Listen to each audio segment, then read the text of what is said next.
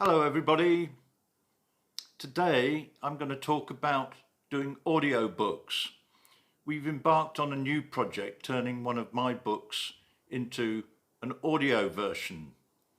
It's early days yet, so I can't give you a full report on what we're learning, but it's the start of a journey, and so come along with us for the ride. We've selected my book Rivers of Aid, Stories from the Poor Countries. The book's about humanitarian development in various countries. Some of the stories are funny, some are tragic, and some are informative. So it makes for a varied listening experience. That said, we're doing an abridged version, focusing on the stories themselves rather than the necessary background text that you would want to see in a hard copy book. Why do an audio version? Well, first of all, there's a very large and growing market for audiobooks. One report puts it at over $6 billion US. I think it's probably less than that, but anyway, that's a figure that I've got. It's a huge market, and apparently in the US in 2020, over 70,000 audiobooks, new audiobooks, hit the US market. There's a more personal reason. My son, 19 years ago, had a traumatic brain injury. And although he's more or less fully recovered, one of the things he can't do is read. And so he mops up audiobooks. The fact is, there are all kinds of people who are disabled in one way or another that would like to listen to audiobooks rather than try and struggle with hard copy books. So that's the reason for doing an audio version. It's a marketing thing, yes, but also there's a huge market of people that really prefer audiobooks to hard copy. So what do we need to do this? Well, we have to set it up first. And we knew what we needed. We needed a professional microphone, a soundproof room or a studio, software that permitted capturing the reading and the post-production work, and a narrator. All of these things could be provided by a professional studio. And one we looked at here in Thailand cost about $50 an hour. And that included a sound engineer to help, which is very cheap compared with the USA, where it might cost anything up to $200 an hour.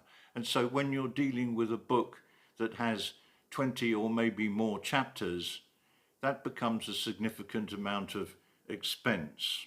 Anyway, we've decided to go it alone. We think that the experience we have with these videos stands us in good stead. What about the room? Well, we have this room that we do this video in. It's not soundproof, but it is quiet, and we adjust the microphone accordingly. What about the microphone? Well, you must have a good one. So the one that I'm speaking into now is a good one, but it's not exceptionally expensive. We think it's the right choice. It's called a Rode Video Mic Go-To. It's a USB output with mobile devices that like iOS and Android catered for, and it works with the Mac OS and with Windows. A mic like this is much better, indeed it's essential, than the microphone that's built into your phone or computer, which would be completely unacceptable for an audio book.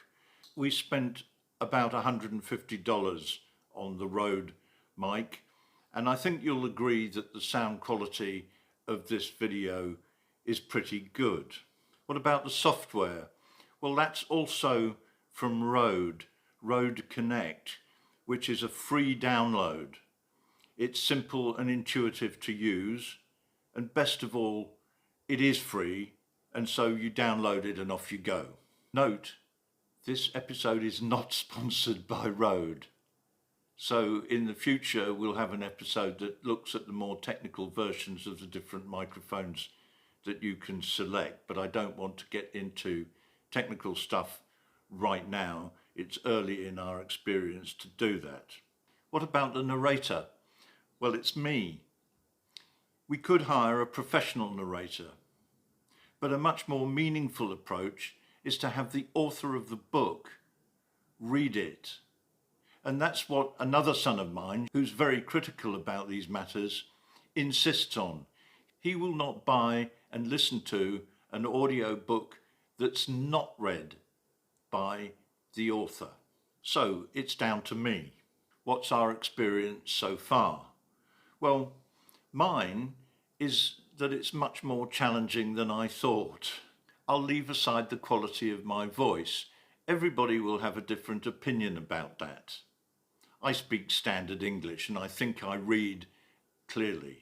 What is stressful is reading with the expression and the emotion that I want to put into the text. You can't read flat. It's worth making the effort. And I think I can get real meaning into the text that I've written. Sound production. My daughter does the sound. She finds the Rode software easy to use, and we have a routine where I read, and the moment I stumble or slur, which I do often, we repeat it. Most of the chapters take about an hour to complete, but we've sped up as we've got more used to the work and the routine of doing it. Even so, I stop frequently as my voice just dries up. It's starting to do that now a bit. What about the post-production? All of these recordings for the book and these videos need cleaning up after I've done my work. You may have noticed that my voice struggles with the S sound. It's not quite a lisp, but it's nearly so. Certain letters, like P, T, or K, are explosive and they push air out of your mouth quickly and they make a popping sound in the recording, and these are known as plosives. They need to be removed, and that's work which handles after the recording has been done using the software. The same with any background noise that may have crept in despite our efforts. What about distribution? Well, it's far too early for that. We haven't finished the recording or the post-production, and that's going to take quite a bit of time. There are multiple outlets: Amazon Audible, Spotify, Google. It's a subject in itself, and we'll come to that. We're not there yet, but we will be.